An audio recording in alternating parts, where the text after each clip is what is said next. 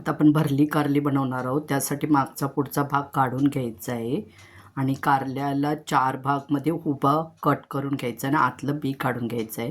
अशा प्रकारे इथे आपण 1 वाटी शेंगदाणे घेतलेले आहे, जाडसर कूट करून घ्यायचं आहे. इथे मी 2 चमचा चिंच आणि 2 चमचा गूळ घेतलेला आहे, त्याचा अर्ध वाटी पाणी बनवलेलं आहे आणि हे आपण शेंगदाण्याच्या कूटमध्ये घालणार आहोत.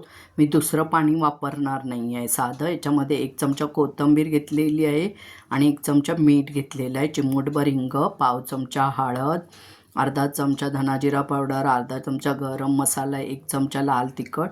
आता हे छान मिक्स करून घ्यायचं आहे हाताने आणि हा मसाला आता सर्व आपण कारल्यामध्ये भरून घेणार आहोत छानपैकी.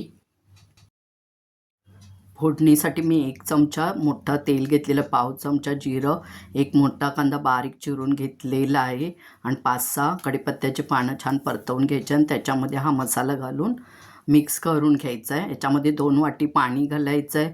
पाण्याला उकळी आल्यानंतर कारली सोडायची आहे आणि प्लेट ठेवून 10 मिनिट शिजवून घ्यायचं आहे. प्लेटवर पण पाणी ठेवा आणि 10 मिनिट झालेले आहेत. आता कारली उलटवून घ्यायची आहेत आणि दुसऱ्या बाजूने परत 10 मिनिट प्लेट ठेवून शिजवून घ्यायचे आहेत. अशा प्रकारे आपली कारल्याची भाजी झालेली आहे. कोथिंबीर वरून घालून तुम्ही सर्व करा.